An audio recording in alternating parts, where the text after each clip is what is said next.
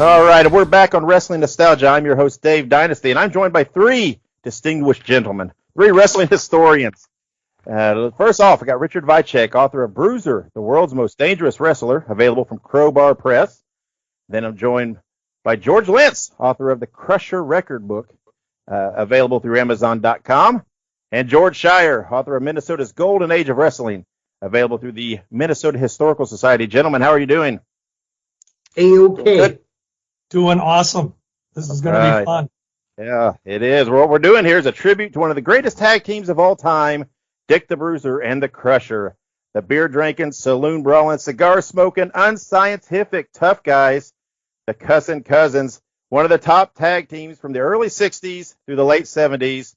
Truly a legendary tag team in the history of professional wrestling. And we're going to start off by meeting Mr. Bruiser, and who better to do that than the guy that wrote the book on him, Richard Vicek. Richard, why don't you take it away and talk to us about Dick the Bruiser a little bit? Yes.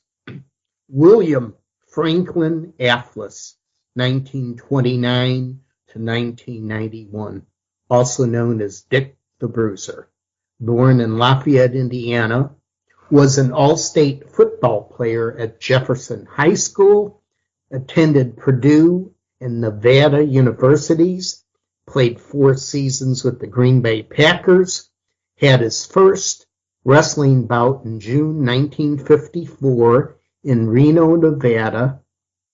In January 1955, he worked his first territory, Minneapolis, and then shifted to Fred Kohler's Chicago territory, where he really started to accelerate his career. After 1 year, he was main eventing Lou Thez in Milwaukee, Vern Gagne in Chicago, and Antonino Rocca in New York. And by the 1960s, he became a co-owner of wrestling promotions in Indianapolis, Detroit, Chicago, and Milwaukee. That's right. Of course, I grew up in Indiana, and everybody has a Dick the Bruiser story here in Indiana. Whether it was watching him, living next to him, meeting him, everybody's got a story or heard somebody tell a story. So now, let's talk about the Crusher, and let's do that with George Schire. George, take it away. Boy, I'll tell you what. Reggie Lasowski, I remember seeing him in 1950s programs in Minneapolis, Twin City area. He was born in South Milwaukee. He played football for the South Milwaukee High School, fought in World War II. He debuted at Paris Ballroom on November 1949 in Milwaukee, worked mainly Wisconsin during 1949 through 1952. He started in the Fred Kohler Chicago territory in 53 and wrestled many states afterwards. Teamed with Stan Hollick, who became his wrestling brother, Stan Lasowski, and they actually had some matches against the Bruiser. I'm guessing this was before Crusher and Bruiser's mamas told them they were cousins. And they wrestled against each other in singles matches, too. Sometimes Reggie did side with Dick the Bruiser in 6-man tag bouts, and some of those are available on YouTube, and they're pretty exciting, though they're low quality black and white, but they're fun to watch. Yeah, George, tell us a little bit, give us a little background before we jump into some of their primary opponents through their careers about Bruiser and Crusher. How do they start teaming? Give us a little some history on that. Either George or Richard, somebody jump in there and just tell us. How about if I jump in here a little bit? There you go, George. George, take it away. They actually started teaming on a semi-regular basis as early as 1959. They were working for Jim Barnett, so it was in the Indianapolis area, and they worked against guys like the Shires, and that's where they first got together. And also, believe it or not, they actually, in some of the advertisements in the papers, they were referred to as cousins, which was a kind of a common theme for Reggie Lasowski. There was some talk that Stan wasn't really his brother, but it was a cousin. Reggie was a cousin of Killer Kowalski when he was in Texas in '52, that kind of thing. So they actually first started teaming pretty early. And there was one match in Detroit where they actually wrestled against each other after that. So there is some history of them going back as early as 1959. All right. Well, let's talk about some of their primary opponents through their careers from 63 to 85. We kind of assembled a little list here, and let's chat about them a little bit, and you guys can jump in and give whatever memories, details, findings through your research, whatever you've got, guys. George, I was going to say, George, you should go first on this because you were there. Well, if you're going to start after the 1959 and 1960 teamings that they did briefly, 1963, August, that was when Vern Gagne brought them together. The Crusher had been in the AWA for a couple of years, about a year and a half or so already, and definitely you had to see the Crusher and the Bruiser. You had to see them in this early period because they were so dominant in the ring and just growly, snarly, brutish type guys, and really over his heels. I mean, the fans hated them. So we had, in August of 1963, we had one of the, you want to talk about great tag teams, it was Ivan and Karol Kelmakov. In the 50s, Ivan was pronounced Ivan, spelled, it would look like it would have been spelled E-V-O-N, but it was Ivan. But it was Ivan and Karol in the 50s. By the time 60s rolled around, for some reason, he became Ivan, and that's the way they pronounced it. Ivan and Karol were the tag team champions in the AWA. And Vern Gagne brought the Bruiser in. The Crusher was pretty much a mainstay at that point, so Bruiser was coming in, and he was billed right from that get-go as Crusher's cousin. And they were all heels. They have this battle, the first time that Crusher and Bruiser teamed up in Minneapolis against the Kelmakovs. It was kind of a coup because the Crusher said he was going to get a partner that he could take care of these old Russians. And even though they were all heels, it was one of those unique matches. So the Bruiser came in, and in that first match, it basically was a bloodfest. As a 12-year-old kid at the time, 11-year-old, whatever I was 12. It was a little bit more bloody than I cared to see at that age, but they just destroyed each other. But the Crusher and the Bruiser won. They were the new tag team champions. And the reason they won was because Ivan and Karol were going to depart the scene in the AWA, and they had finished their run. So Crusher and Bruiser had won, but they did have a rematch. And it was billed in the Minneapolis program Sports Facts. Headline was Battle of the Butchers. And it really was that. But Crusher and Bruiser also won that battle. And at that point in time, their run against the Kelmakovs was pretty much over. And so, again, the Bruiser was still not a full-time worker in the AWA. Crusher continued, but he and Bruiser were champs. And this went on for about 6, 7, 8 months. And then you've got Vern Gagne feuding with the Crusher. And Crusher brings back Bruiser. Vern Gagne teamed with a wrestler who just doesn't receive any of the mainstream attention today, and most people would never even remember him or know of him, but that was Moose Evans. And he was Vern's choice. And Moose was about a 7-foot guy. They billed him at like 6'8", but he was huge, lumberjack style. Vern teamed up with him. They won the title for just a couple weeks from Crusher and Bruiser, and it basically was one of those things where they team them up, Vern and Moose, have them win the title, and it builds up a rematch with Crusher and Bruiser. And, of course, in the rematch, Crusher Bruiser re-win the title. And then after that, it was basically Vern against Crusher in singles matches, maybe some other tag matches along the way, but Bruiser wasn't on the scene. And there really were no title defenses. They were just champions, and that's the way it was. And it didn't change until later on in 1964. And I'll just go right into that.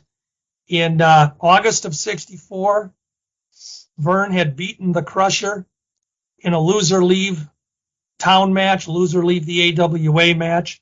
really what it amounted to is the Crusher was going to be taking some time off. He was known to do that from time to time, just sort of self-imposed vacations or wanting time off, but he was going to leave, so he lost to Vern and was gone. And in October of 64, Vern put Larry Hennig together with a young Harley Race. Harley was only about 21 years old at the time and brand new to the AWA.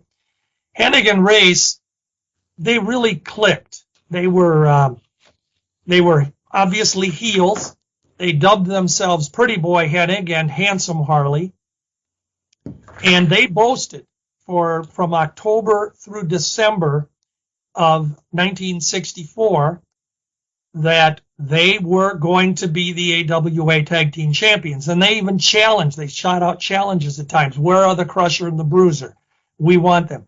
Hennig and Race got a mega push. They had wrestled against each other or against other teams for like this 4-month period, winning all their matches. They were involved in a feud program with Vern Gagne and Reggie Parks. They'd had a couple matches. During one of their matches in December, Wilbur Snyder was on the card. And during the main event of Parks and Gagne against Hennig and Race, it was said that Wilbur came to the ringside. He was going to be there to scout his friends, Reggie and Vern. And during the match, Wilbur interjected to the referee that Hennig and Race were cheating. He pointed out that Hennig was using the knee pad, his loaded knee pad, and that sort of thing. This irritated Hennig and Race. And even though they did win that match, they boasted on TV the following week on All Star Wrestling that if Wilbur Snyder wanted to put his nose in their business, why doesn't he team with Vern and Reggie? And they said, and we'll find a partner. And who is your partner? Marty O'Neill asks him on TV. That's none of your business. We're not going to tell you. So this went on for about a week or so. And then Hennig and Race came out and claimed that they had pulled a coup, that they secured the services of one half of the AWA Tag Team Champions, Dick the Bruiser.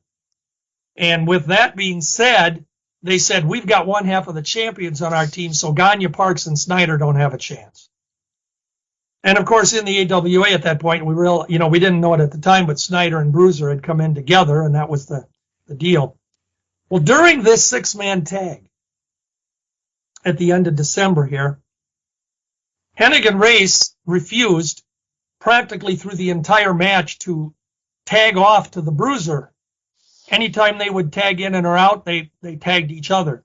And they showed the Bruiser, I was sitting at the I wasn't ringside at that point. Had to be a few rows back. But Bruiser was getting frustrated, and he started prancing on the ring apron, and he was edging them to get in there. And every time he'd try to get in, the ref would get him out. So Hennig and Race did this for the first and second falls of the match. And by the time we got to the third fall, the Bruiser had had enough. And so he basically came into the ring. He took Hennig and Race by their hair, and he rammed their heads together. Race went flying out of the ring, or Hennig went out flying outside the ring, and Larry Hennig fell to the mat, and he was pinned by Wilbur Snyder. Now, this was monumental because this now marked the first time that the team of Hennig and Race had been defeated, even though it was in a 6-man match, and they didn't take lightly to this. The Bruiser, of course, left the ring. The fans cheered when he did what he did, but even though he was still a heel. So we get into the very first week of January, and Hennig and Race are on TV, and they are livid. We want this Benedict Arnold, that's what they called Dick the Bruiser. They want this Judas, they called him that, who had the gall to come in here and turn on us, and we want him. And the Bruiser did an interview, and he said, you know what, if they want me, I'm going to search. And this was great at the time. He says, I'm going to go to Milwaukee, and I'm going to search every bar, every saloon, every honky-tonk, and I'll find the Crusher. So the anticipation level is there, and the promoters are doing this right. will the Crusher resurface? Because he had left town. They claimed nobody knew where he was. So, or if he was even wrestling. And of course he wasn't for a few months there. Well, lo and behold, Crusher is found. The Bruiser and the Crusher say they're going to destroy, and Crusher immediately called them the Dolly Sisters. So Crusher was back in rare form right away. And they had their first match on January 15th of 1965. This was big because we hadn't had a tag team title match now for pretty close to a year in the Minneapolis area. And the match was unique because they said with these four brutes, roughnecks, and they were still all four heels, we had to get a special referee. So King of the Lumberjacks, Tiny Mills, was brought in. And, of course, Tiny was at the near end of his career at this point, and he was doing a lot of reffing and troubleshooting situations. During the second fall of the match, and he was going back and forth. The fans were booing the Crusher Bruiser. They were booing Hennig and Race, but when they clobbered each other, they would cheer. Well, Mills was hit during the course of the action, fell out of the ring, and allegedly hurt his back on the ring apron going out. He's laying out on the floor. The match is kind of halted. They're calling out to the back room to get a referee. According to the ring announcer, Mike Carbo, he said, we've been told that there are no referees from the earlier in the card that want to get in the ring with these four brutes. And so lo and behold, here comes Vern Gagne walking out, sport coat on, the whole thing. Vern got in the ring and he said, I'll referee the match. Now this was great because Hennig hated Vern. Crusher hated Vern in our storylines, and both of them protested that they didn't want to wrestle the match with Vern in the official referee capacity. But the match, the bell was rang for the third fall, and during the course of this, Vern clobbered Hennig. Crusher and Bruiser got into it with him a couple of times, but in the end was the 1, 2, 3. And Hennig and Race got the victory over Crusher and Bruiser. And the rest at that point is history. We had new tag team champions. The Bruiser was then disappeared again from the scene. And Crusher was battling with Hennig and Race, singles matches, tag team matches. He'd use other partners for a while. And they'd bring in Bruiser down the road. But their matches, as we get into the Crusher-Bruiser matches, they had a run, you guys, from starting in that 65 January, and they ended up going until 1968, where they met several times, not only in our Twin Cities, but across the AWA. And there wasn't a time that those matches didn't draw well. And of course, by this time now, Crusher and Bruiser had been full-fledged babies in the AWA and very popular. So the matches between Hennig and Race and the Crusher and the Bruiser really cemented the Hennig and Race team as far as the legacy that they have. They're probably the best tag team that Vern ever had on his roster for a continuing basis throughout the entire AWA, my opinion. But they were good together. And anytime the Crusher and Bruiser hooked up, they would exchange the title a couple more times. Crusher and Bruiser took it from them in 1966 or 1967 when Hennig and Race were going to go to Australia for a short time. So they put the title on Crusher Bruiser. And then when Hennig and Race came back, they won the title. And Crusher and Bruiser then were again gone off and on. But great series of matches. And probably in the AWA tag team annals, Hennig Race, Crusher Bruiser are probably the best tag team matches that I think I personally ever saw. I could never get sick of watching them. And I think that takes us into, we get some of the Crusher Bruiser in Chicago, etc. And, Richard, you probably you want to share about the Devil's Duo and yes, Crusher and Bruiser. Yes, although the Devil's Duo never, I don't think they were AWA. They didn't do AWA shows. They did not. Indianapolis and Chicago. They were a major tag team force. Especially, it was under the management of Bobby Heenan. Papo was a DePaul PE major, longtime mat veteran. And, of course, we know him as the dad of Lanny and Macho Man. Markov was a Hungarian-born weightlifting champion. The team was put together by Dick the Bruiser and Wilbur Snyder in their Indianapolis promotion. And the key to the team was they were managed by Bobby Heenan, who developed his ringside and interview skills under the Devil's Duel partnership. Those teams had matches in Indianapolis, Fort Wayne, Chicago, Elkhart, all those WWA cities. And I think it was a very important rivalry in the development of the WWA, especially the evolution of Heenan. And so, yeah, we're talking about years like 1966, 67, and maybe at the same, and then, hey, there's a new team that came on the scene. And we will, maybe I could turn this over to George Lentz, because the next team had exposure in both the AWA and WWA. Okay, so the Chain Gang, the scariest tag team that I ever saw. They had a huge feud with Crusher and Bruiser in Bruiser's Indianapolis territory, and they were supposed to bring that feud, was eventually going to come around to the AWA. The gimmick that they had was very realistic looking, but it also caused some trouble with real motorcycle gangs. And of course, Jack Dillinger, I don't even think I can come up with all the different names that he wrestled. Everyone knows, probably best known as Don Fargo. He was all over the place, but the Chain Gang, it built up to a match. I was at the last match that Jack and Frank Dillinger wrestled. That was in Milwaukee at the Milwaukee Arena.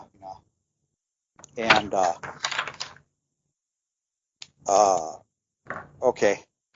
I'm getting lost here.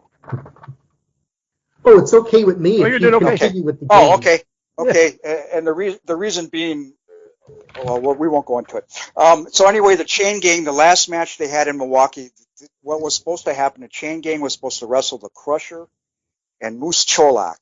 It was a co-main event with, underneath a Vern Gagne Cowboy Bill Watts title match.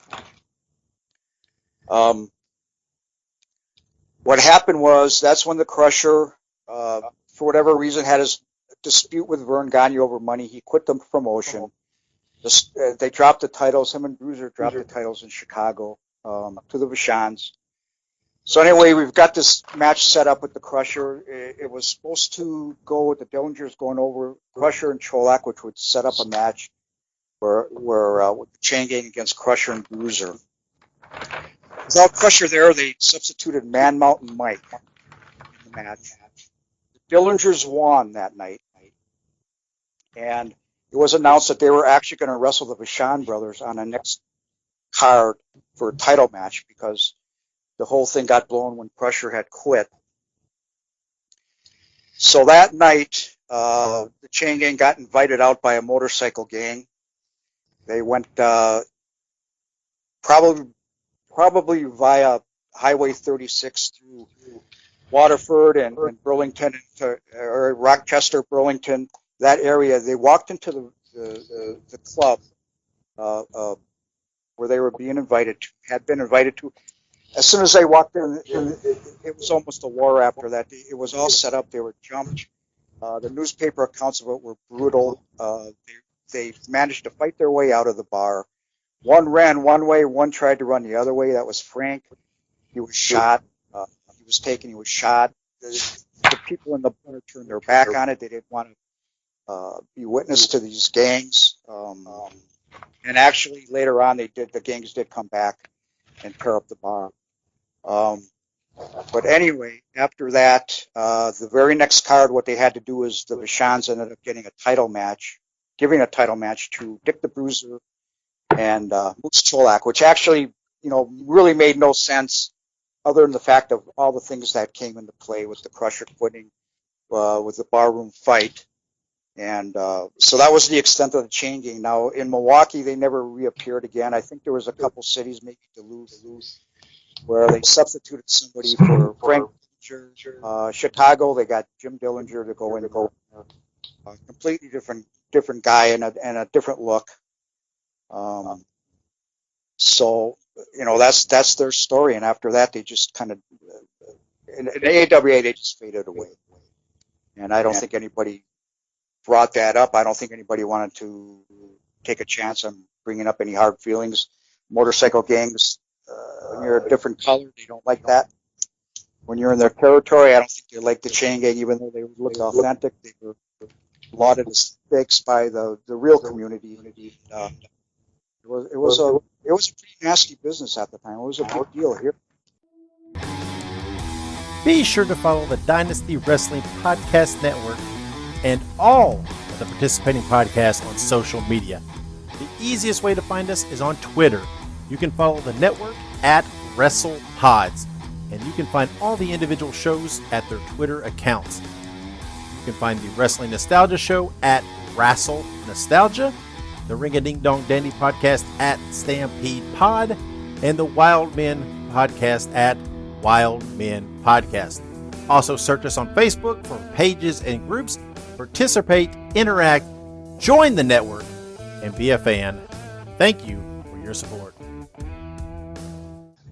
Richard, I can go back just a little bit, and we can talk about the Arakawa Moto situation. Yes. The one thing that was unique about the Crusher and the Bruiser is that they were one of the most regular and consistent tag teams for a 20-year time period, and yet when you look back at the amount of times that they teamed in the scope of things over that time period, they didn't team as often as people thought they did. Problem being, in the AWA, George Lentz, you just touched on the fact that Crusher, had a dispute at a certain time about money with Vern, and that was something that went on a few times. It was interesting in the Minneapolis territory anyway, where whenever the Crusher was on our cards, attendance was always up. I'd also point out that whenever Vern was on cards, attendance was always up. So they were the two most popular AWA guys. But Vern didn't wrestle as often. He wasn't as consistent in his schedule. And so when the Crusher was not on AWA cards, especially in Minneapolis, St. Paul, our attendance typically would drop a little. And that bugged Vern. So he would always go back to the Crusher, probably reluctantly. Come on back. The times that the Crusher was given the AWA tag team title after their initial run that we talked about just a bit ago in 63 to 65 when they held the belts. Anytime after that, in most cases, the Crusher took the tag team title with some sort of reluctance. He didn't want to be strapped, no pun intended, with the title because he wanted to be free to do what he wanted, to go when he wanted, to work when he wanted. And so anytime you saw the Crusher and the Bruiser or the Crusher with any other wrestler holding the tag team title, hindsight tells us now that it was basically doing Vern a favor, usually for a short period of time. Now, having said all that, in 1967, in October of 67, for a very, very brief couple of weeks, Richard brought up the name of Bobby Heenan.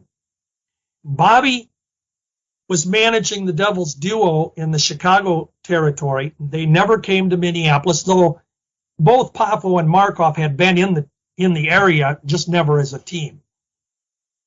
Bobby Heenan came in for one TV appearance, and he boasted that he was going to manage Hennig and Race, because Hennig and Race had been getting the shaft from the promoters. They'd been getting opponents that they didn't sign to wrestle. They had contracts put in front of them that they didn't recall signing. You know how that story goes.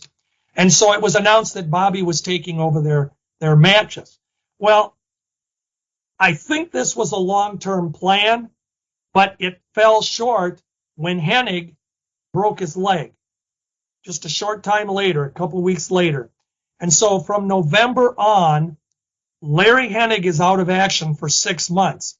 Now, going back to the broken leg, it was announced that his leg was broken. And for those doubters out there, Larry legitimately did have a broken leg. His knee was completely shattered.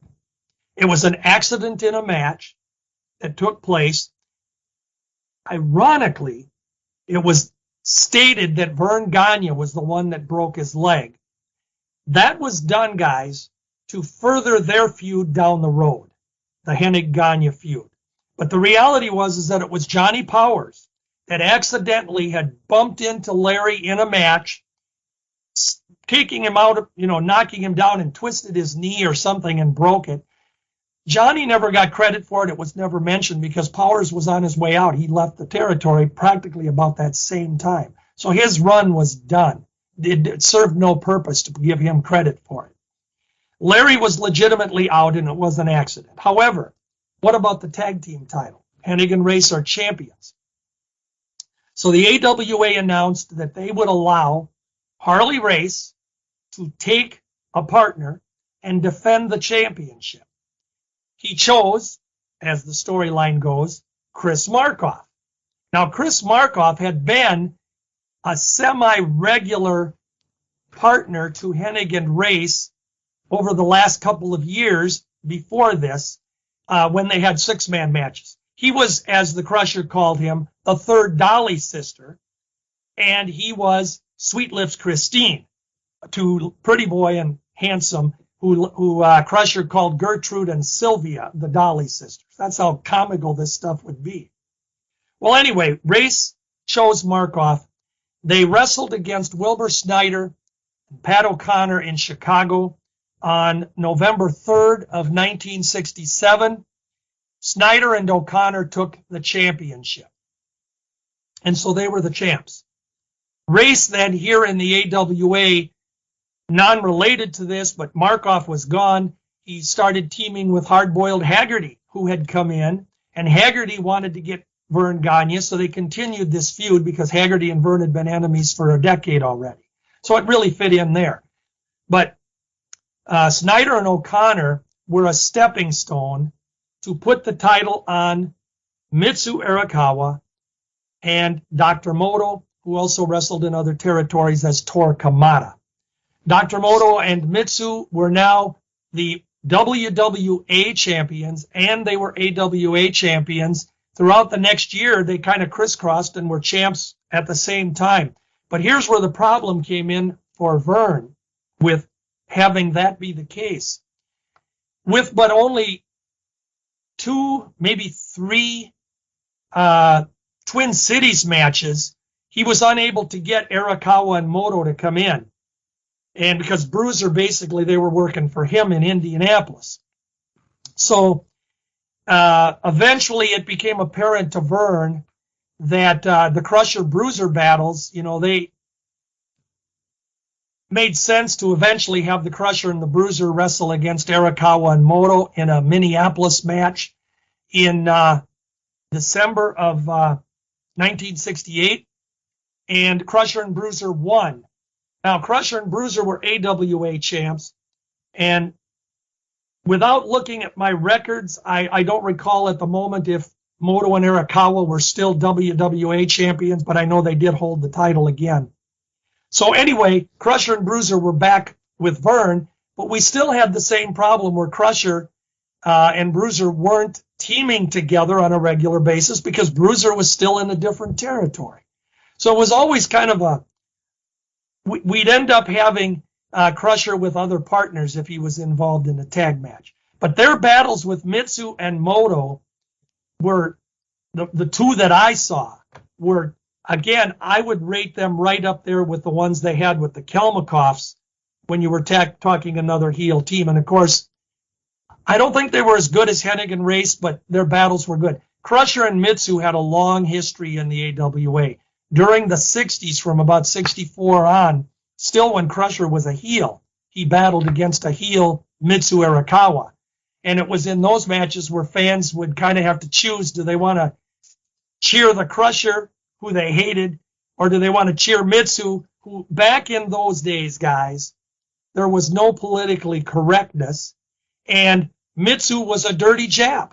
That's the way they referred to him. That's the way it would be in the programs. So, you know, in America's eyes, promoters' eyes, they were still fighting World War II with the Japanese versus America, and that's how it would go off. But Mitsu and Crusher always had some good matches, singles and tag. But that's how the Crusher Bruiser thing with Arakawa and Moto came about. And then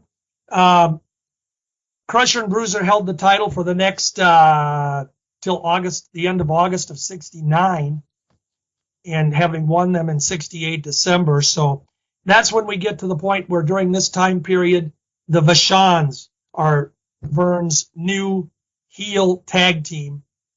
And as a side note, I will only add that regarding the Chain Gang, they came into Minneapolis 3 times in 1969 in the summer, or 69 in the summer.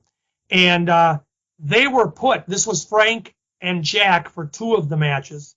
They were put over Billy Red Lions, Red Bastien, who were our top babyface team at the time, both times.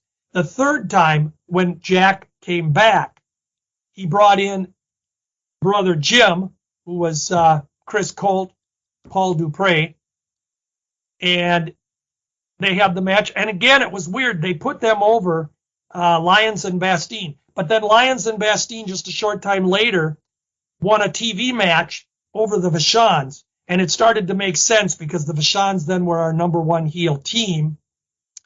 And having Lions and Bastien have a victory over them made sense that their feud could go on for a while. So, George Lentz, why don't you talk about the Vachons and Crusher and Bruiser? All right. Very first card I ever went to, the Milwaukee Arena, Crusher and Dick the Bruiser defending a title against the Vachons. But before that title match, the Crusher would maintain that he didn't need to have a partner to beat the Vachons. He called them smelly and stinky. He had little stuffed skunks, and he called them smelly and stinky. Yep. So he would do these matches, these handicap matches. He would have to win 2 falls. He could not lose a fall. If he lost a fall, he would lose the match. And this match went around the horn pretty well. I think there was a couple times in the smaller cities, I think in Duluth, where he actually won the handicap match. But in most places, he would win the first fall. He would drop the second fall, and that ended the match. He lost. So here in Milwaukee, and I'm pretty sure elsewhere, he did one where he was going to get a secret partner to go against the Vachons.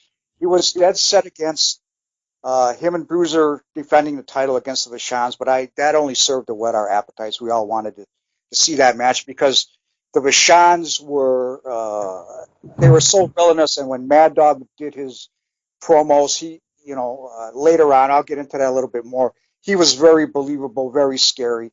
When he was in the ring, you thought that, he didn't care if he killed somebody.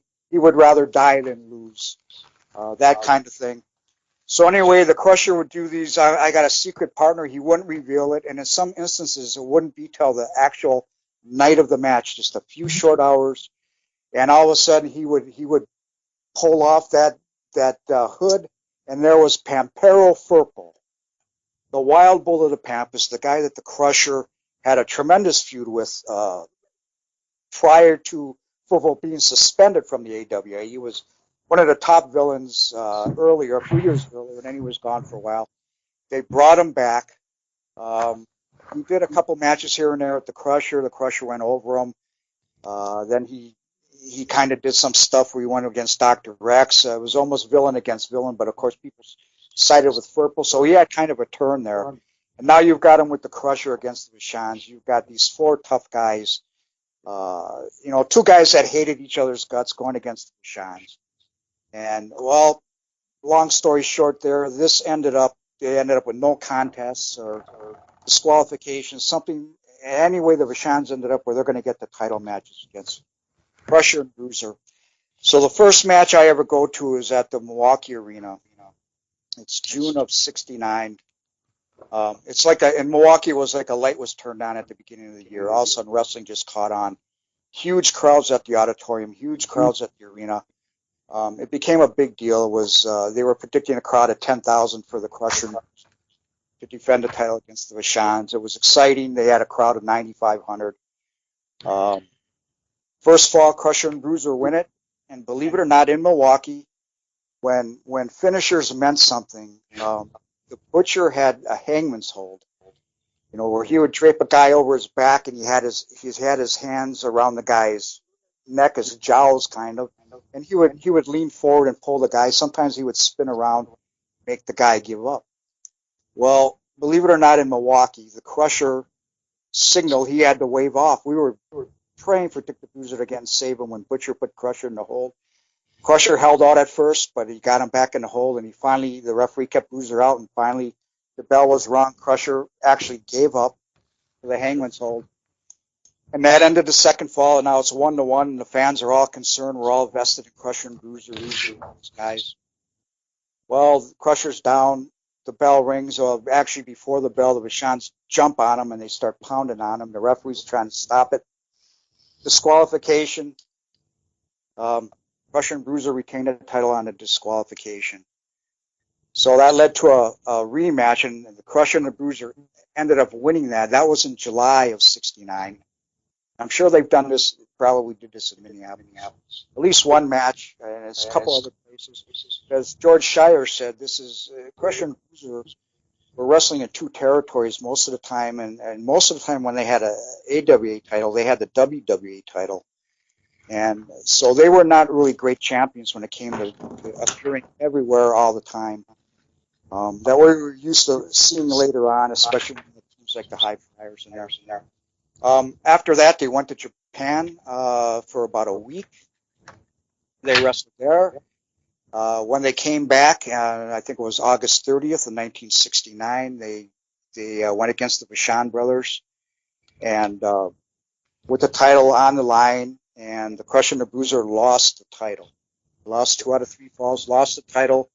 Bruiser actually submitted in Chicago to one of the Butcher's hangman's hold at the time, which is a surprise because after that, they did the reverse. If the odd fall was going to be lost in Chicago, when Crusher and Bruiser were team, Crusher would lose it. Milwaukee would lose it. But back then, wrestling was supposed to be believable. Finishing holds counted for something, and sometimes the top lost that, and it didn't diminish them. It just made the matches really.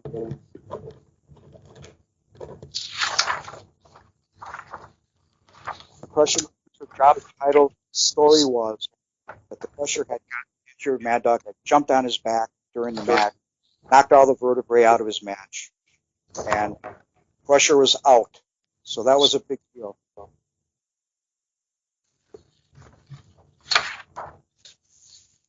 And okay, so now we're going. Crusher's out. He's injured. He's not going to come back. The Vachons are the champions. Anytime the Vachons defended the title, Mad Dog would always say, "We would rather die than lose our title. We would rather die in the ring." And we believed them. We believed them. They were two tough guys, two legitimate wrestlers. Also, they both had great amateur backgrounds. Mad Dog was in the Olympics, but I don't think they made much of that because that would not have fit in with his image at the time. But they were a scary team. They were a tough team. I thought they were good tag team champions. And and now, of course, that led up to Crusher being out for 4 months. He came back about in January of 1970. All of a sudden, it was announced that he was coming back. And, of course, he had big feuds with Mad Dog Vachon. And but at the time, it wasn't going to be too much longer before Butcher was out of the area. And Mad Dog and Butcher were going to go, I believe, to start their own promotion in Canada. So you start having a Crusher and Bruiser appearing in Chicago. They're appearing in a Bruiser in Indianapolis, and that's when they started really getting into it. with the two big guys, Blackjacks, Blackjack Lanza and Blackjack Mulligan. And Rich, I think you want to tell us a little bit more about that. Yes, George Schire wants to add one closer on that. Okay. Hey, George Lentz, loved it. This is great. You had me in a ringside seat, living all that stuff again. I wanted to point out something that, if you look at how we're talking about the Crusher and the Bruiser and how they were used, the fact that we didn't know as fans behind the scenes that the Bruiser wasn't available or he wasn't here, and we had the stories how Crusher's going to go find him and Bruiser's going to go find Crusher and all that stuff. The fact that when they were champions and they worked it out this way with all of their challengers, it really made for good promoting. And as you said, you anticipated wanting to see this match. They teased you with it so long. It wasn't, later on it seemed like everybody's just wrestling everybody every week and there's no real build up to it. So this was perfect. When you touched on Pampero Firpo, this was one of the times when the Bruiser wasn't available. And Crusher, as you said, the story says, I'm not going to defend the title to the Vachons because they're not worthy, so I'll get a partner. Well, he pulls out Firpo. But going back to Firpo for a second, Firpo and Crusher, talk about how they build a storyline and they stuck with it in those years. In 1965, Firpo, according to the AWA, was suspended. He had a long feud with the Crusher. They battled in a cage around the circuit. He had a long program with the Crusher. And Firpo had been suspended. Now, basically, Firpo was going to be leaving. That's probably the gist of it. He went down south. We didn't know that at the time. When, in those days, when they said he was suspended, the average fan thought, my goodness, doesn't have an income. He can't wrestle anywhere. But he was down south. They said he was going to be suspended for 3 years. And most fans, once they say that, it's in one ear and out the other, and Firpo's gone. Well, ironically, one of the few times in pro wrestling when they actually, whether it was by coincidence or plan, 3 years almost to the date when he was suspended, Firpo reappeared in the AWA, and he was announced as coming back, and it was, did he learn his lesson? Is he still going to be as rough as he always was? And he was having another match with the Crusher. He had a battle with the Crusher because he wanted revenge for his suspension. So they picked up from 3 years ago. And during the course of that match, Dr. X had come to ringside, and Dr. X at the time was the AWA's #1 heel.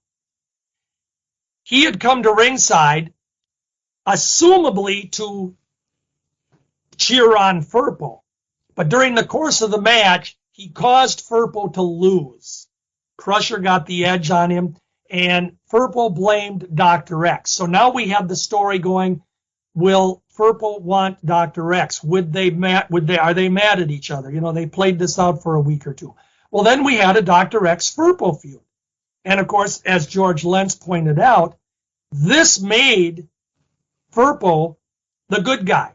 Now, in 1969-70, those fans that knew or remember what Firpo looked like, he had the long, bushy hair, big, bushy beard, and the younger kids at the colleges at the time, this was the hippie generation. They started honestly cheering, coming to the matches, cheering for Firpo. So Firpo became kind of a cult figure, but that's how that evolved. Then, when a little time passes and the Vachons are bugging the Crusher, and the Crusher doesn't want to defend the title to them, and he says he's going to find a partner, that's where it made so much sense that it was a shocker to the fans, because they had Firpo sitting on a stool on All-Star Wrestling with a big black towel or cloth over him. And the Crusher says, I have a surprise partner, in only the way the Crusher could talk. And when he pulls that sheet off, whoa, yeah, there was Firpo. And the fans are like, oh my God, this can't be. Can Crusher trust Firpo? Will he turn on them in the match? But it was perfect. And of course, they had this series of matches then with Crusher and Firpo. So that just made so much sense. But then when we had the Vachons eventually win the title from Crusher and Bruiser in August of '69, and Crusher was out for 4 months. It was reported that he had hurt his back, and we didn't know when he'd be back or if he would be back. And but again, it was another one of his self-imposed vacations. Crusher wasn't wrestling; he just took time off. And during the course of the months, we've now got the Vachon brothers wreaking havoc on the AWA until January of '70, when out of the blue, and fans that go to YouTube, you can find the Crusher versus Mad Dog confrontation on TV when Crusher returned, the night he returned. When he came into the ring in his street clothes, he was battling against the Vachons because they had injured Bruce Kirk on a TV match. Kirk was teamed with Edouard Carpentier, and they were in the process of putting Edward out. And the Crusher came in. Crusher was bloodied up. Vachon was bloodied up, and that was the night that Vachon hit an artery when he fell outside the ring and did his blade job. And he was taken to the hospital, legit. And they were scheduled that night. The Mad Dog and Crusher were actually scheduled that night in Minneapolis to wrestle. So there was a substitute match. They put Hennig and Lars Anderson against Carpentier and the Crusher, a makeshift team. And then we were into the Crusher Mad Dog feud again, and Bruiser was eventually brought in later. So I wanted to interject that before Richard goes into that next phase here, because Crusher and Bruiser had another great set of challengers. Many fans think it was their best. Yes, this originated in Indianapolis, and we're talking about Blackjack, Lanza, and Mulligan. Lanza was an ex-teacher trained by Vern. Mulligan was a former New York Jet trained by Vern, and they were assembled by Dick and Wilbur in Indianapolis, managed by Pretty Boy Bobby Heenan. They battled in Indianapolis and Chicago, Fort Wayne, and Detroit during that short-lived Sheik invasion. And they were responsible, that feud, for the best financial year, 1972, in the WWA territory. They were rugged competitors. The highlight of the feud was at September 1st, 1972, at Soldier Field in Chicago. It was a cage match with the referee, boxing legend Jersey Joe Walcott. You could see that match on YouTube. It's a rare Bruiser and Crusher match on YouTube, because I have never seen anything with them in Moto and Arakawa, or with Hennig and Race, or the Devil's Duel. So people from another territory can go to YouTube and watch the Blackjacks versus the Bruiser and the Crusher in a cage match. And of course, we all know what happened to Bobby Heenan. Yeah, after that, Blackjacks left over a dispute for money. But they were certainly a significant team in those years. Too bad they didn't feud in AWA, but there was still plenty of going on in the AWA tag team world with Nick Bockwinkel and Ray Stevens. So I'll turn it back to George Schire here. Thanks, Rich. I'd point out that going back to that Crusher coming back to Minnesota, Minneapolis in January of '70, that match I pointed out against the Vachons that Crusher came back on TV.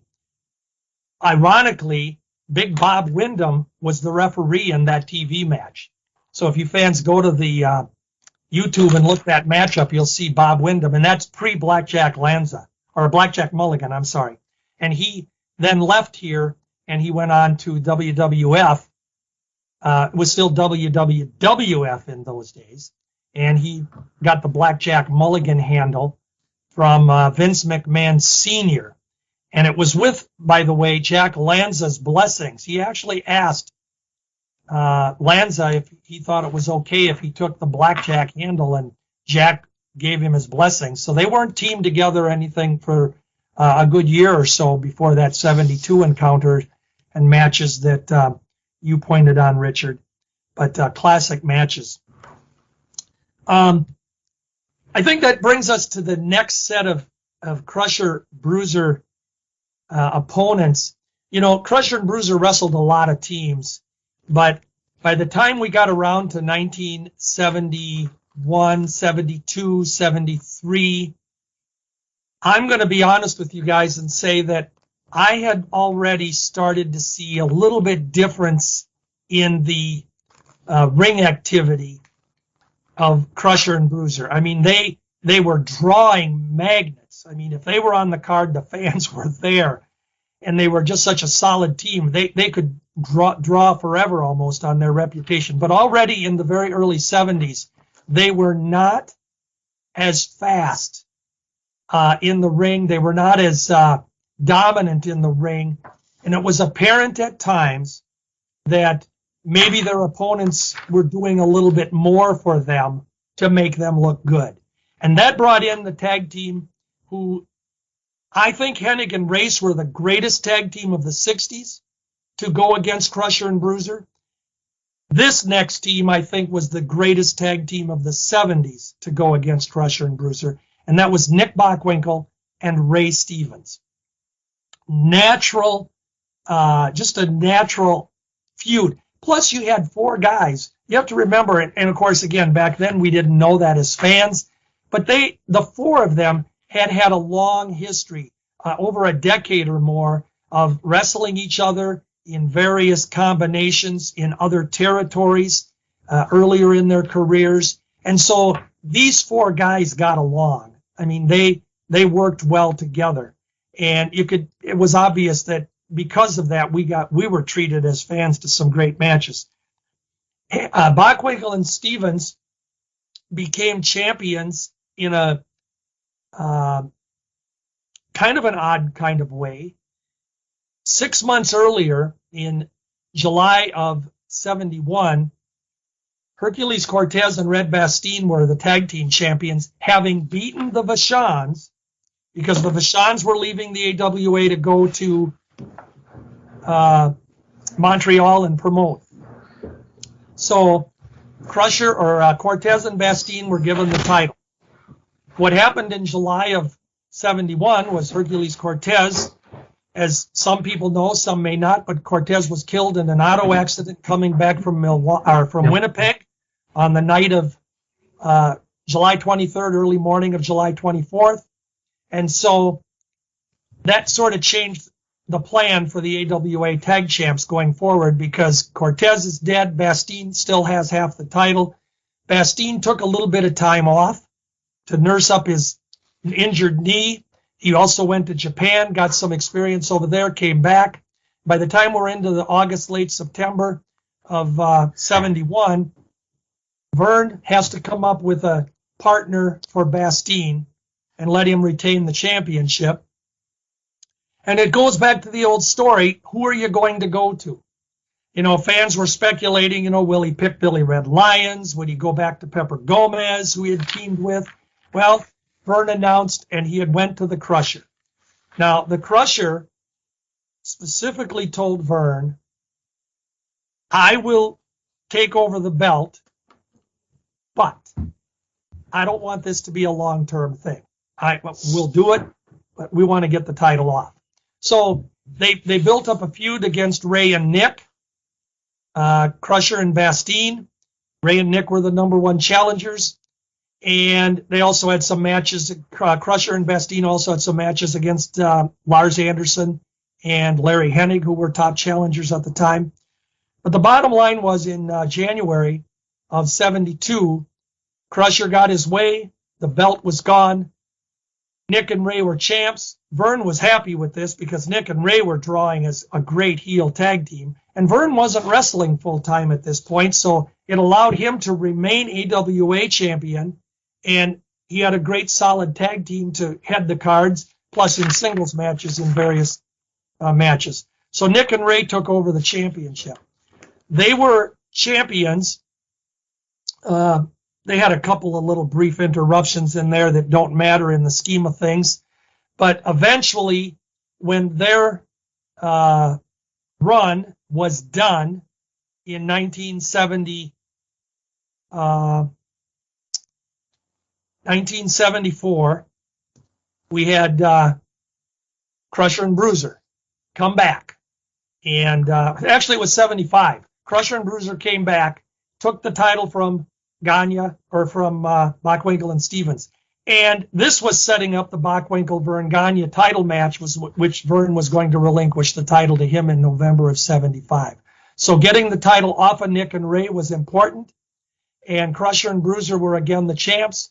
But then again, we had Crusher, but we didn't have Bruiser.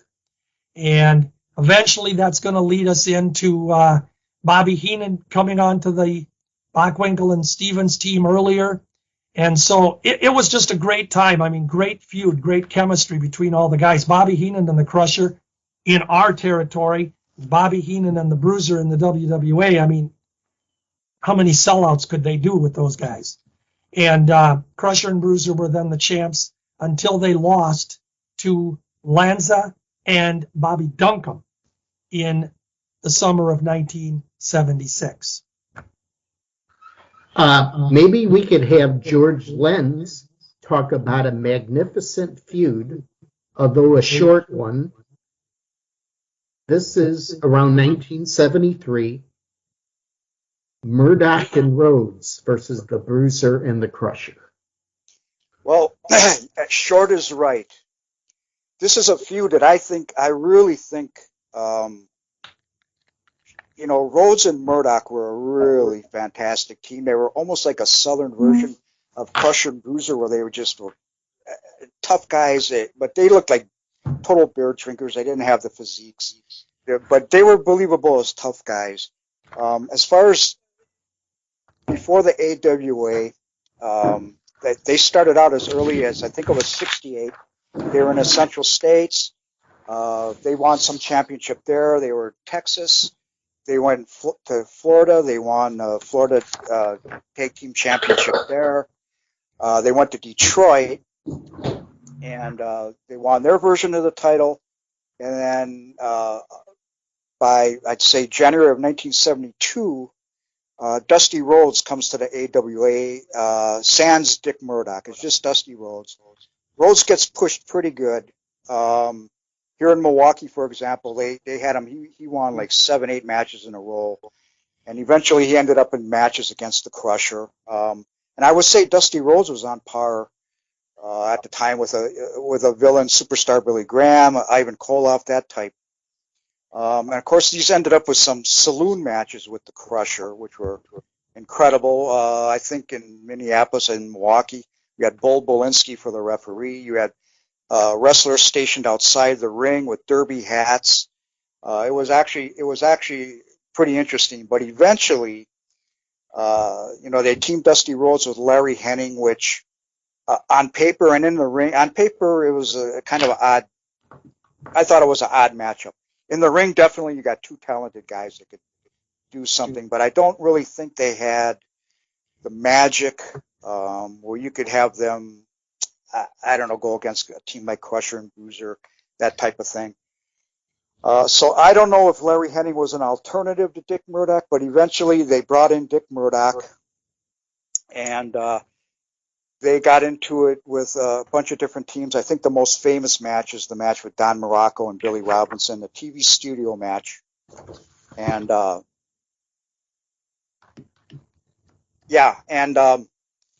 they had the TV studio match. They put over Robinson and Morocco, but they beat the tar out of them. But eventually you had matches to go against the Crusher and the Bruiser. But you know what? There was, as far as I know, only 3 matches. You had 2 in Chicago and 1 in Green Bay. And I think this was a feud that, as George Schire said, we don't really know what the circumstances of Rhodes and Murdoch were scheduled to leave at a certain time or whatever. But this was a series of matches that I think could have went around the horn and been really, really big. And Rhodes and Murdoch were the Texas Outlaws in the AWA. They first became the Outlaws in Detroit. And then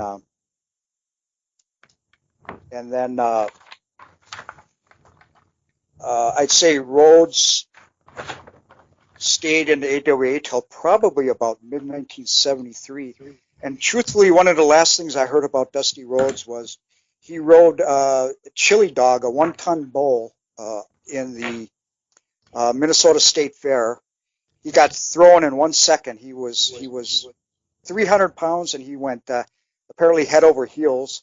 I'm assuming he didn't get hurt. I never heard anything about this before. He was not in the AWA after that I recall until they started teaming him with superstar Billy Graham. So I think that takes us to about 1974. But there's really not too much to the feud of Crusher and Bruiser against Rhodes and Murdoch. Support all of the podcasts here on the Dynasty Wrestling Podcast Network. Best way to do that is go to our Pro Wrestling Tees store. It is at ProWrestlingTees.com/TheDaveDynasty. There you will find all of the shirts that we offer. I Heart Old School Wrestling, Bruiser Buddy, the Podcast Mask shirt, and of course, the official shirts for the Ontario Wildman and the Ring a Ding Dong Dandy podcast. Visit ProWrestlingTees.com/TheDaveDynasty, order a shirt, and support the network. If you would also like to support, you can join our Patreon. It's at patreon.com/DaveDynasty. There you will get exclusive audio and video clips, early releases on podcasts, and much, much more. And if you would just like to make one-time contributions to support us, you can go to paypal.me/TheDaveDynasty. Thank you for supporting us. Thank you for listening. Continue to support independent wrestling podcast. But I just wanted to add, there's some great YouTube clips of their 2 international amphitheater bouts filmed by Bob Luce. George Schire wants to add something. Okay, right. Again, good stuff, George Lentz. I wanted to mention that when you alluded to the Murdoch Rhodes, how they got together in the AWA, and whether Hennig and Rhodes were an alternative, what had happened there, for some that don't remember, Larry Hennig had been teaming with Lars Anderson. And Lars Anderson, during a TV match, was suspended after beating up Pepper Gomez, and that left Hennig basically without a partner. Lars was suspended. Of course, suspended is in the quotations because he was leaving the AWA. He went out to San Francisco, where he was going to be teamed up with Paul DeMarco, and they ended up winning their version of the NWA tag team title. But back here, Larry Hennig was then put with Dusty Rhodes, who had basically just come a short time earlier to the AWA. And we all know Rhodes was still fairly young, I mean, even though he'd been in the business and had teamed previously with Murdoch.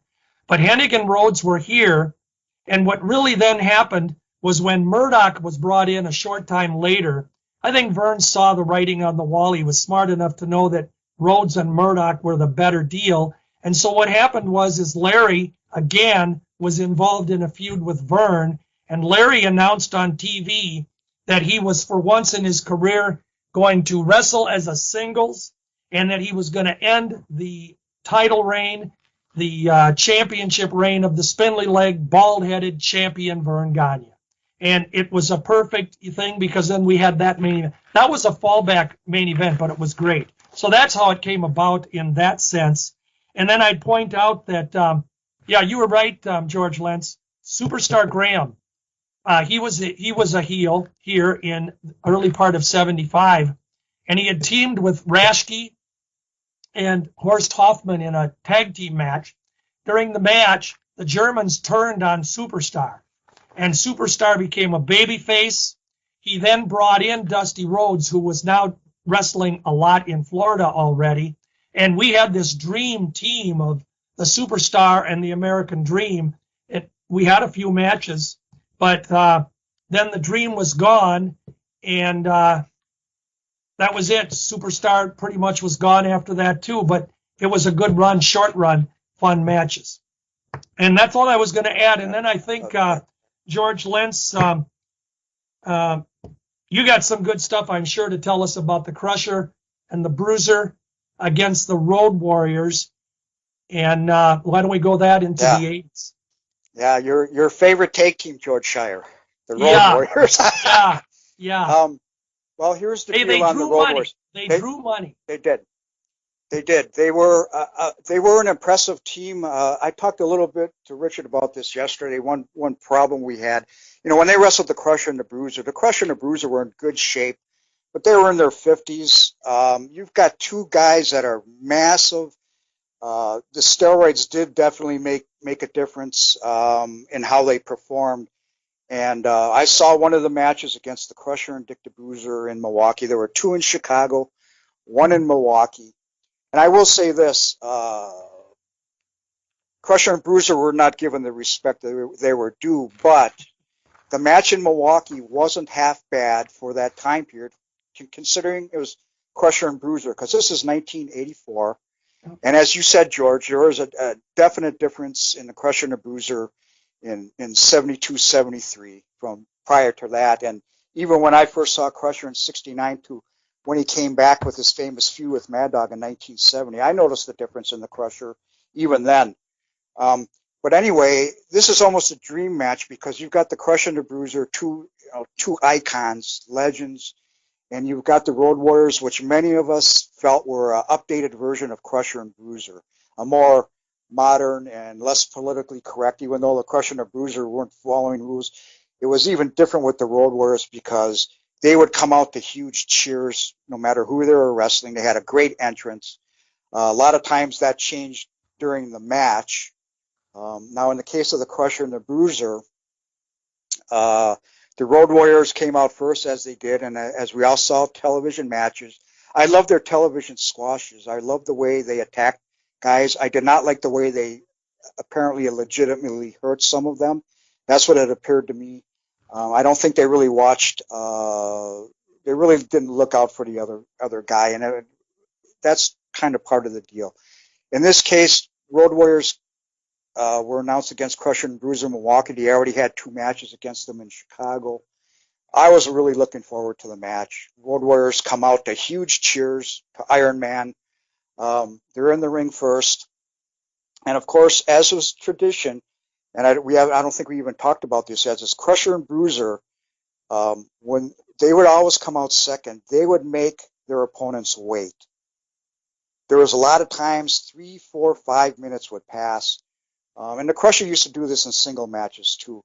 And after a while, it would just build the crowd up. And this is the days when you went through the crowd with security guards, sometimes actual police. It was way more dramatic than having, all of a sudden turning on music and stuff like that, and everybody just reacts to it. We would wait with bated breath, and all of a sudden that door would open, that dressing room door, and the Crusher and the Bruiser came out in Milwaukee, and they're playing the polka and all this stuff, and the Road Warriors had gotten cheered, but once the Crusher and the Bruiser got to the ring, the Road Warriors did what they always did on TV. They attacked them first.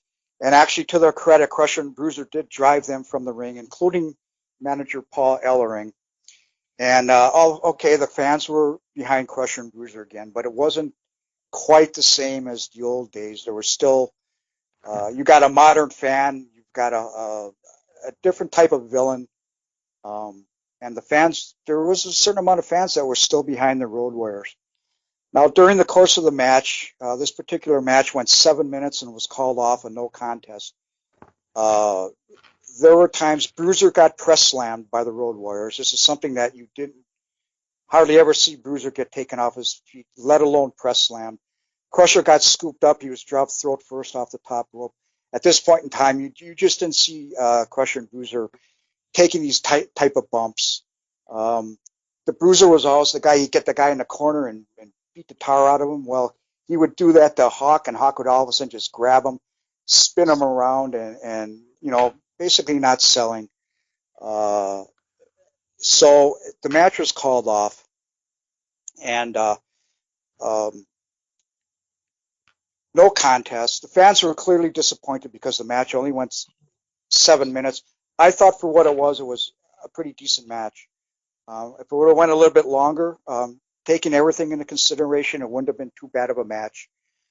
Crusher and Bruiser actually did a few things in there that you normally wouldn't see, like Crusher scoop Hawk up like it was nothing. And, of course, there's got to be cooperation there, but he did it rather easily and body slammed him. And I think they were a little excited. But after the match was over, the Crusher threw a chair at Hawk. Crusher was in the ring. He threw a chair at Hawk that had gotten thrown in by the Road Warriors. He threw it back. Hawk wasn't expecting it, and it hit him in the legs from behind. And he was not happy about that. And all of a sudden, with that, the Road Warriors grabbed every chair. They were grabbing chairs from underneath people and throwing them in the ring. So here's the Crusher and the Bruiser, the two toughest guys on the planet, and they're in the middle of the ring ducking these chairs from these guys. So it was very short, and I won't say it was sweet. I think the fans, like I said, were clearly disappointed in the length of time. Crusher and Bruiser, not the same then. And seriously, as a wrestling fan, you want to see Crusher and Bruiser go over him, but it wouldn't have been realistic, I think. I don't think it would have done the Road Warriors too much good. And I will say prior to that, the Crusher teamed with Rashke against the Road Warriors, and we had an opportunity to talk to Baron about it, and we asked the Baron how it was when he and the Crusher worked against the Road Warriors, and the Baron said straight out, it depended on if the steroids kicked in. And we said, well, what did the Crusher do when that happened? And he said the Crusher took the pounding and he didn't complain. So that's the reality of it. Now in Chicago, one of the matches, the Crusher got pulled over. He got suplexed. I don't remember. I think it was Hawk. I don't remember who did it. And he was not expecting it. And of course, us that followed the Crusher and the Bruiser at that point, nobody threw the Crusher around like that. I mean, you didn't do it, but especially if he's not expecting it. And he wrenched his back pretty good. And there's a couple different stories about what went on in the dressing room after that. The popular story is Crusher locked the door, and he told everyone to get out, lock the door, and he was screaming at them and, and threatening and all that kind of thing. But I think that was a little bit unrealistic. The other story I heard was he was on the dressing room floor thinking that he had broken his back. And he was not a happy camper about that. But it was very disrespectful to do that. And it's contrary to, especially in Chicago, where Dick the Bruiser is just an absolute legend. Despite being a Green Bay Packer for 4 years, which they didn't really play up in Chicago, but you just didn't do it. So I think there's a lot of it, and I think the Road Warriors have been quoted as saying that, well, they did some of the stuff because they could, and that's just wrong. It's wrong to hurt somebody when you're working with them. That's not what the business was about. That's not what we wanted to see. But that's the reality of it at the time. There's debate about if the Crusher and the Bruiser were in their prime. What would have happened? Would they have gotten into a real fight with them? Would they be able to? Who knows what would have happened? I don't know. But I do know for the time, it was pretty rough for the Crusher and the Bruiser. And, the Crusher wrestled them quite a few times, and he took it. I don't know how he really felt about them in real life, but I would say the Road Warriors were one of a kind. I did see matches where they did sell for the other team. I didn't like those matches as much, but there was some times when they didn't sell. One match was against Atlas and Brunzell in Milwaukee. It was brutal. They would not sell for Atlas and Brunzell. Atlas himself told us he thought it was almost going to be a shoot. But it was brutal. The match was not enjoyable to watch because of it. And I think that's why, some of the purists, George Schire, and a lot of guys, myself, that part of it we didn't like. When they were more cooperative, I thought they were good for the time, so. One thing I would add there, George, I think you have defined the moment in pro wrestling for older fans like us and I'm a little bit older than you guys because I go back to the 50s. But 1985 was that pivotal time when the newer generation had started to come on fan-wise because we had the East Coast invasion coming in, taking over wrestling around the country. We had the younger stars like Hulk Hogan and the Road Warriors, etc., that were bigger than life, and the newer generation of fans, the teenagers of that era. In 85, if a kid was 14 or 15 or 16, seeing the Road Warriors, seeing Hulk Hogan, I mean, this was their whole world. The difference being is that the old timers like us, we were sitting there and we still remember the glory day of especially the Crusher and the Bruiser. But, I remember myself thinking, I've watched tag teams since the late 50s. And virtually, guys, I think of all of the major there's been hundreds of thousands of tag teams, but we're talking like a Crusher and Bruiser where they were established teams. They stayed together. They worked together off and on throughout the years. There was a list of those type of teams. And we know how good the Crusher and the Bruiser was when ranked amongst those type of teams in the years. And to see them come into the ring when, yes, they are still drawing. I mean, though the Road Warriors drew, the Crusher and the Bruiser also drew some of that from all of us purists, as you called them, George Lentz. They were our heroes, and we wanted to see a match. I understood what was happening at the time, that the Road Warriors were the new era, the new age. They were being pushed. But when they would go into a ring and make every match, whether they were a TV match against squash opponents or whether they were in a main event at the arena working against equally credited wrestlers, they didn't want to give them anything. They didn't want to work with them. And they just went in and every match, slam, bang, pow, punch, kick. And as a purist, I looked at it and I said, just as you said, George Lentz, this is disrespectful. The Crusher and the Bruiser, and I've heard the story a few times, that they specifically asked the Road Warriors not to body slam them. And they ignored it. Now, to me, if that's true, and I've always assumed it was, in fact, I heard the story too from two guys. Brunzell was one of them. Greg Gagne was the other. They said that really happened and that the Road Warriors just disrespected. So, but again, they were the pushed at the time. So it was a dividing point in pro wrestling because we had those old school fans, us, still sitting there, and we were watching our brand of wrestling, our wrestlers that were now showing their age, and this new generation of younger, stronger, bigger, and the younger kids, the younger fans, obviously the future. And so we saw the way it turned out. Wrestling is still here. Fans still love wrestling. And I don't watch this product anymore, but it is what it is. I just want to close with this, and then I think I've talked enough, and Richard, you can finish out. But I wanted to point out that of all of these long established tag teams, whether it be the Kelmakoffs, the Hennigan Races, the Bockwinkles and Stevens, the Assassins, the Von Brauners, and we could go down the list, Infernos, all these different teams that were together long periods of time. I think the Crusher and the Bruiser prove one thing. For 20 straight years, they could draw money, regardless of who they were against. Their opponents changed. The Crusher and the Bruiser went in there. They were equals at some point, but and they get in the later years, they were still drawing money. And when you look at their title record, no team in the AWA ever held the tag team championship 5 times.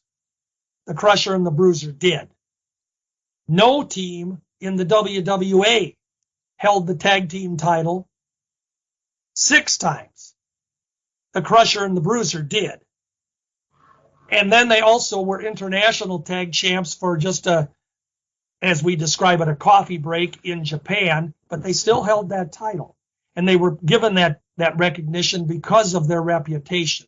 So I think if we look at great tag teams, and you want to list them on a piece of paper, whether they were your personal favorites or you didn't like them, if you're going to list them, if the list does not have Crusher and Bruiser at or very, very, very near the top, then the list is bogus. The Crusher and the Bruiser were the real deal.